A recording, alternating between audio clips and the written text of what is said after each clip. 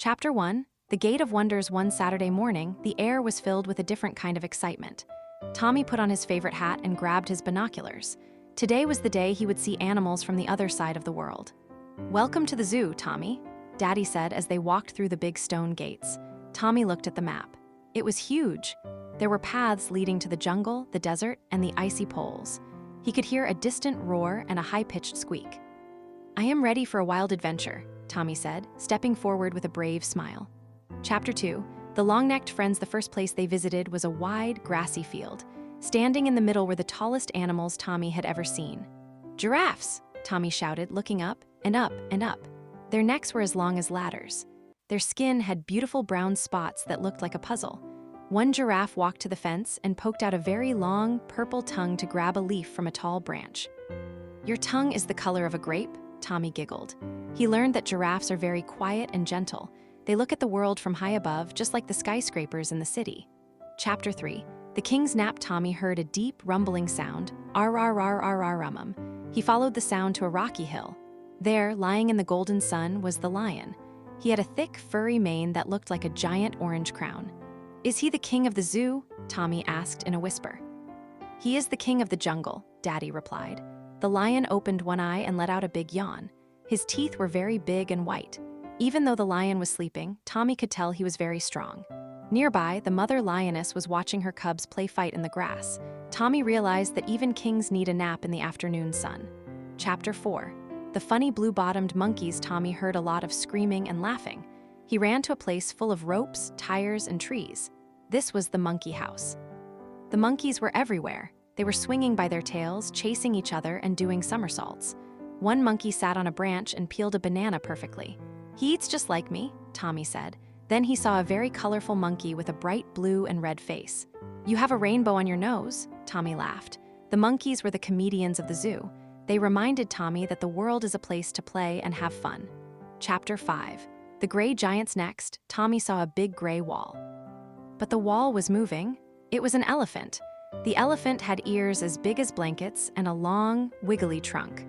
Tommy watched as the elephant used its trunk to pick up a tiny peanut, then a big bucket of water. "Ed of water." Eskert, the elephant sprayed water over its back to stay cool. "It's a living fire hose," Tommy cheered. He noticed that the elephant walked very softly, even though it was so heavy. Its feet made almost no sound on the ground. Tommy learned that being big doesn't mean you have to be loud. Chapter 6, The Tuxedo Birds. "Is it snowing in there?" Tommy asked as they walked into a cold, dark building. Inside, behind a big glass window, was a world of ice and blue water. Dozens of small birds were standing around. They were wearing black and white feathers that looked like tiny suits. "Penguins," Tommy clapped his hands. On the ice, the penguins were very clumsy. They waddled back and forth. Waddle, waddle, flop. But when they jumped into the water, they were as fast as silver bullets.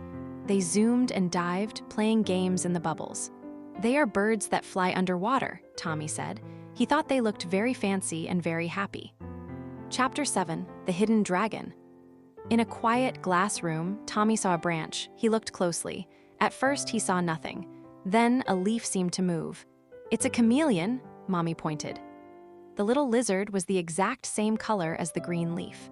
As it moved to a brown branch, its skin slowly changed to brown. "He's wearing a magic cloak," Tommy whispered.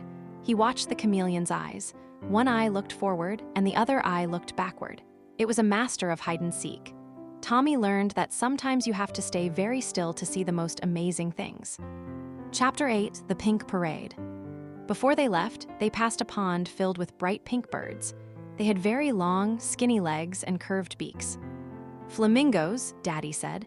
The birds were all standing on just one leg. Tommy tried to stand on one leg too, but he went wobble, wobble, plop. "How do they do that?" he asked. The flamingos just tucked their heads into their pink feathers and stayed perfectly still.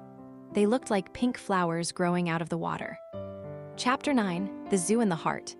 The sun was setting, and the zoo was closing. Tommy walked back to the car, holding his new stuffed lion. He thought about the tall giraffes, the loud monkeys, the wet elephants, and the fast penguins. He realized that the world is full of different families. Some have trunks, some have manes, some have feathers, and some have spots. The world is a very big family, isn't it? Tommy asked as he buckled his seatbelt. It sure is, Tommy, Mommy said. That night, Tommy fell asleep listening to the quiet of his room. But in his mind, he could still hear the lions roar and the monkeys' laughter. He knew that even if those animals lived far away, they were now part of his big, wonderful world.